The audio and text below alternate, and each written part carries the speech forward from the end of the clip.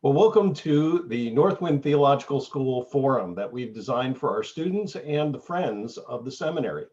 The forum is an informal interview process that we invite guests to talk about the new forms of ministry that they're engaged in.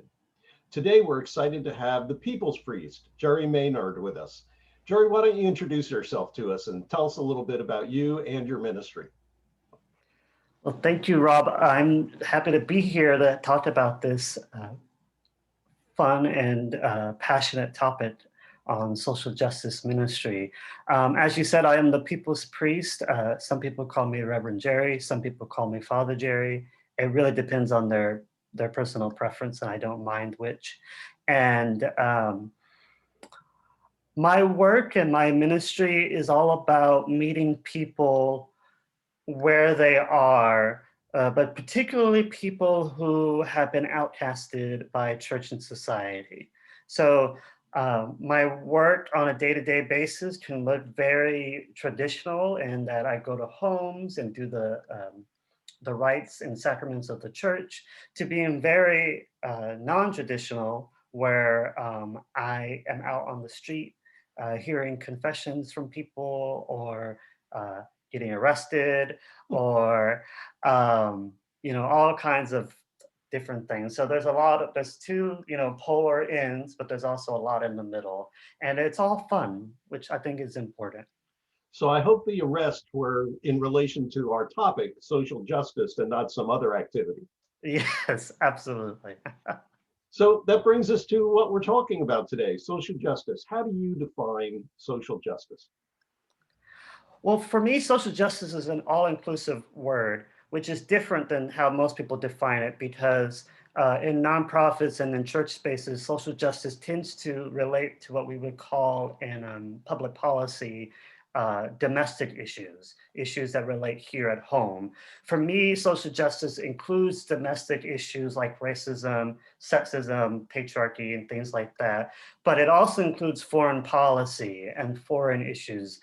So that includes international relations, war and militarism, imperialism, and those kinds of things. So I think it's all inclusive, because ultimately, we are social creatures, we are social beings, and we cannot get anywhere in progress without one another. All of us are byproducts of other people.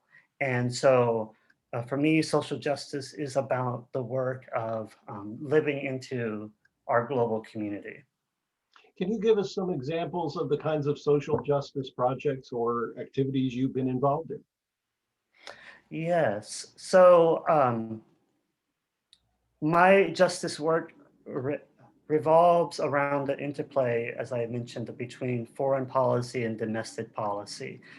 Here in Texas, where I live, a lot of my local work has been around people who are unhoused or in between housing, LGBT rights, the death penalty, abolishing the death penalty, and also border justice issues. So I've done a lot of work along the border of Mexico and Texas on immigrant rights, and helping to provide pastoral care to people who have been abused by ICE and other folks. And but also on a national and international level, some of my work has revolved around participating in international conferences on the abolition of nuclear weapons, and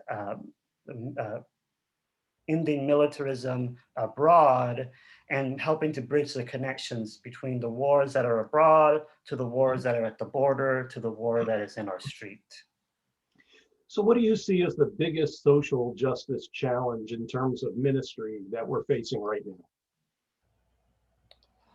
now? I think we have a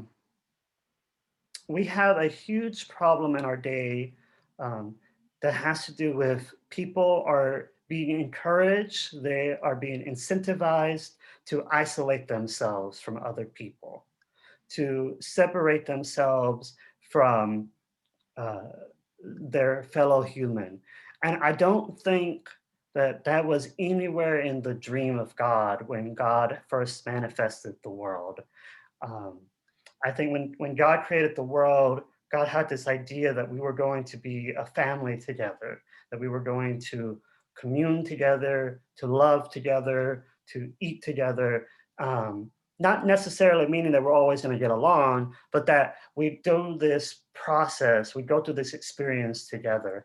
And I think our system that we have now, including our churches, have sanctified individualism and isolationists.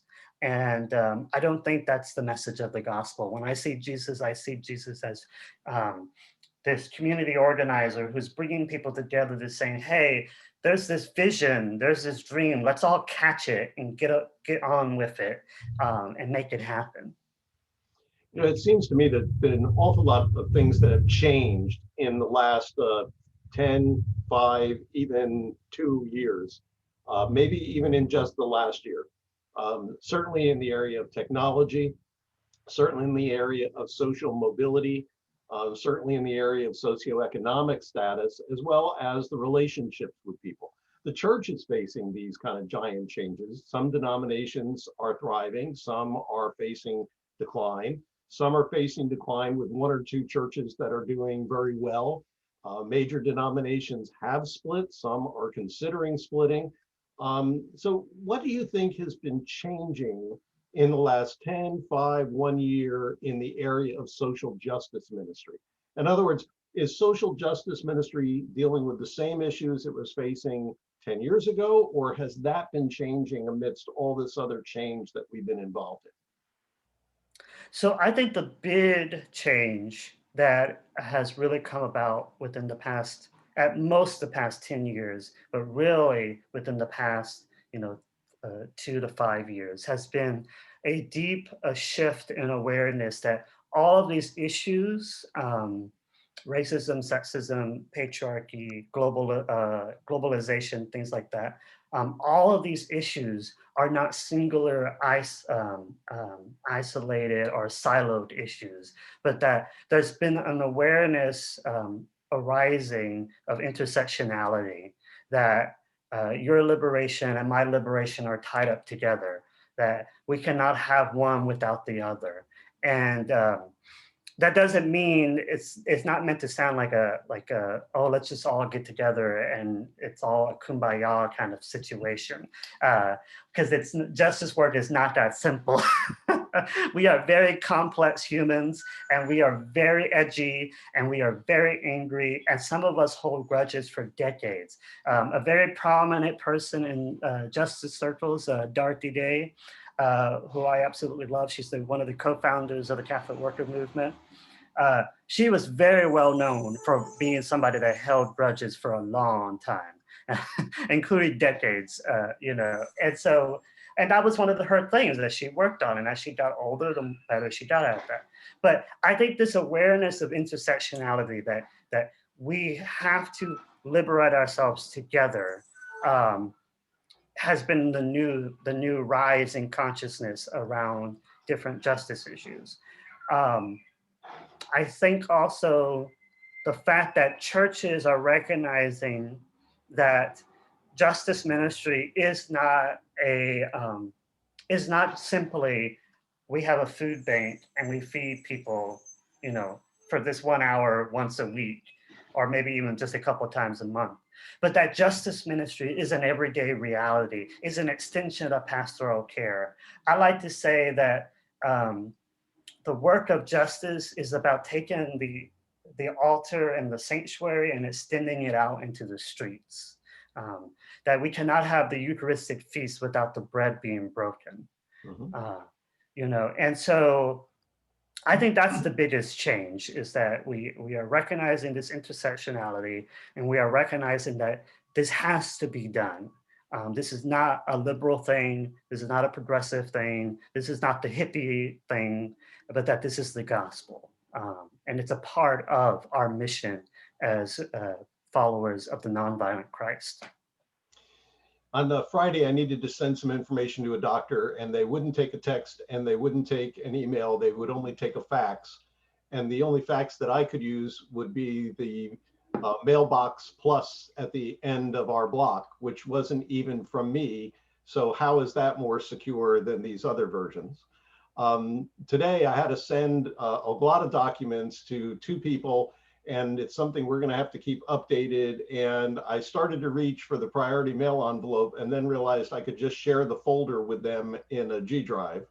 And before this meeting, I had a meeting coming up for the seminary dealing with a focus visit with the Council of Private Colleges of America Certification Commission on Friday.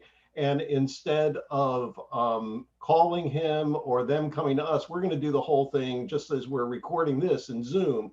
And as you were talking about that interconnectedness or the interrelationships that you were talking about, I wondered, what do you think has changed in terms of the way in which we communicate, either by social media or stay connected, this ability to be in touch with anyone at any time? Is that changing the way we do social justice ministry? I think it certainly is. I think our ability to connect with people who normally would not um, talk to, I think is becoming has influenced our understanding of life and how we're living and the different stresses that we have on our life. These different avenues of communication have helped to change our understanding of what it means to be a society, what it means to live a happy, healthy life. And I think it's also brought in a whole nother level of complexity to our society. Because what we are realizing is it's easy to put information out there, right? It's information is so readily transitory. Right. And because it's so easily sent forth, it's also easily manipulated. Mhm. So we have come to the realization that part of justice work is learning to control our narrative. And it's ironically a waking up to ancient wisdom that the scripture has always taught us, but we never paid attention to, which was, let your yes mean yes and let your no mean no, say what you mean and mean what you say. And so we're learning the value of not just communicating with different people, but we're also learning the value of how to communicate, Mhm. what to communicate, when to communicate it, and also recognizing that we need to be intentional and mindful with what we say, because it could easily have a negative impact on somebody. I'm a big proponent that what you can do in person, you can find ways to do online, but as people move online, they tend to lose some of that personal touch. I love the AT&T commercial right now where they're talking about being available, the deal being available to everyone. The guy calls his mother, gets a wrong number, says he's coming, and the one salesperson looks at the camera and says, word of mouth. That's what we used to do before social media and advertising. And I wonder if there aren't ways to do this word of mouth piece. For example, Northwind's a new seminary. We haven't been doing mail outs. We haven't been doing ads. We've really been sharing this with our friends. And in our first year, we admitted 89 people, which is a pretty remarkable thing. And it has been truly by word of mouth. And I wonder if as we move into this new technological age, whether there's going to be some pullback from this mass media to more word of mouth via technology, if you will, about the things that are important to us in social justice. What do you think the future of social justice is?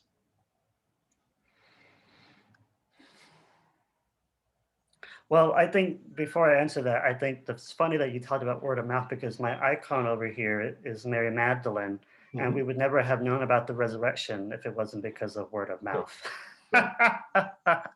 And so that's just something funny. I just noticed that. The future of social justice ministry. I think it's going to become much more, and it already has begun. I have my window open, by the way. So if you hear background noise, there are people out there living. So that's what the noise is. Well, I couldn't hear it, so maybe it's just that I'm getting old, but we're safe so far. Okay, good.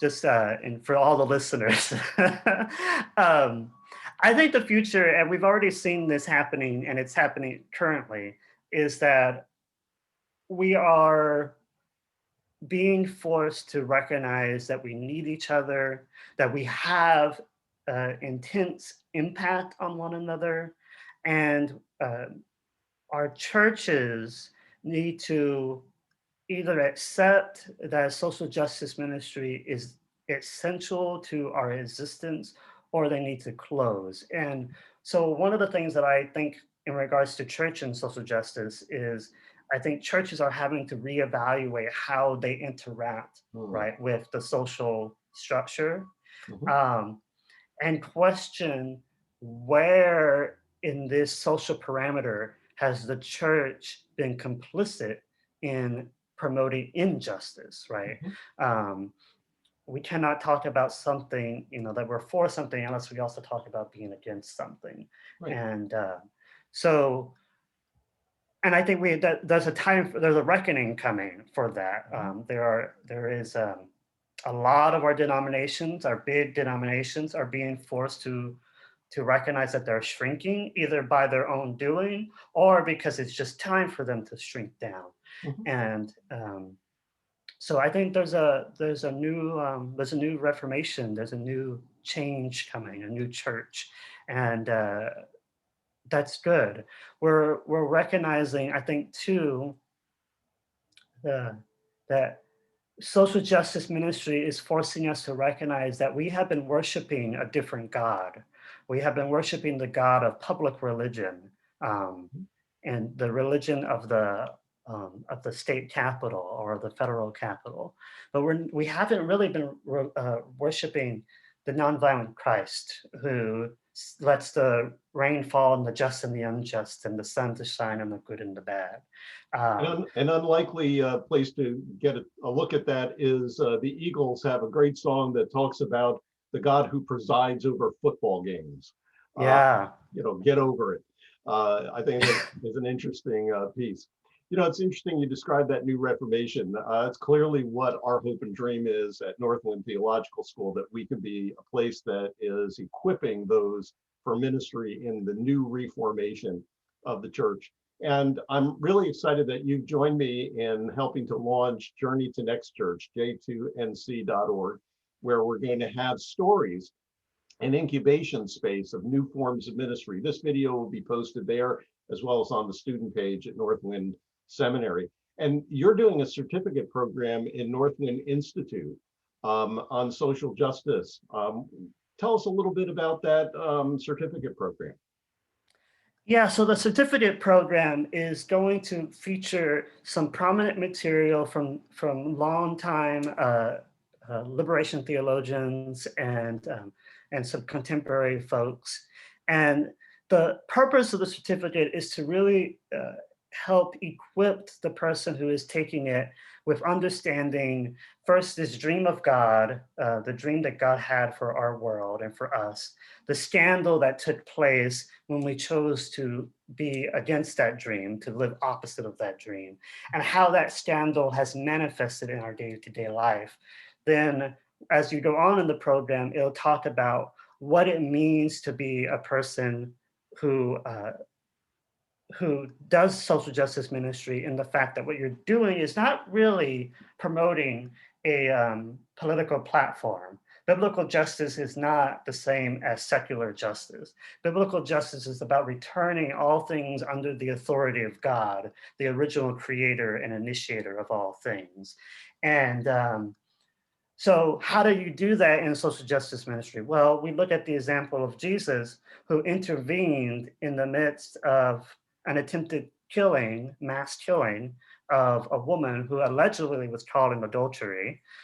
But what the scripture doesn't say is that the reason why they knew she was caught in adultery was because the people who were accusing her were the ones engaging in adultery with her, right? So the certificate will teach you how to look at scripture like that and read in between those lines and see Christ as really the one who says, no, this is not the goal, this is not the vision. teaches you how to intervene as an act of faith, and then how to shape that around and turn it into what it needs to be, right? Mhm. And you know, Thomas Aquinas, one of the books that will be in the certificate program is this book, which I had the pleasure of writing the afterword for. But in there, it talks about how Aquinas taught that the two proper objects of the heart are truth and justice. Mhm. And so we're starting from that place. We're starting from that place of the truth of God calls us to interact in a certain way. And that interaction births justice, a proper ordering of relationship. And so my hope is that those who take the certificate program will be inspired and equipped to do this work in the world, um, but also that it'll teach them how to live a more kind, more just, more solidarity-driven life in their day-to-day, you know, adventures. Well, another way that Northwind's going to help with this process is taking a fresh look at theology in terms of undergirding social justice ministry. So let me just share a screen from the seminary's homepage here. It's Wesleyan Studies. And, you know, having grown up in the Methodist Church, being a retired Methodist minister, second generation clergy, I've taken a fresh look at Wesley, and we've developed a master in specialized ministry around Wesley's kind of goal of earning all you can, saving all you can, and then giving all you can. Very much like Warren Buffett and the Gates, Bill Gates and his wife, who are trying to give away what they have amassed for the benefit of all. And a doctor in specialized ministry based on Wesley's manifesto. It's interesting that the things that he was so concerned about at the time when he was forming his Methodist movement are the kinds of things from the 1700s to now that are again important in terms of progressive movements, reducing the gap between rich and poor, help everyone to have a job, help the poorest, including introducing a living wage, offering the best possible education, helping everyone feel they can make a difference, promote tolerance, promote equal treatment for women, create a society based on values and not on profits or consumerism, end all forms of slavery, avoid getting into wars, sharing the love of God with everyone, and caring for the environment. We're hoping that these two new degrees in Wesleyan studies, the master's degree and the doctoral degree, will be an interesting way to discuss a theology of the past for our future. I studied with Len Sweet, and for him, the double ring, you look to the past to find your way in the future. And we're very excited about both of these programs, the certificate program that you're doing and the doctoral and master's degree program we're doing in the seminary. And you can get more information about that by the link at j2nc.org and follow the links to the Institute and the seminary. Jerry, it's been a pleasure collaborating with you on your certificate program. And it's been a joy sharing this time with you for others as we prepare this video for both the Northwind Theological Seminary Student Forum as well as the j2nc.org kind of incubation space for new forms of ministry. Thanks again for joining us. Thank you. Have a great day. You too.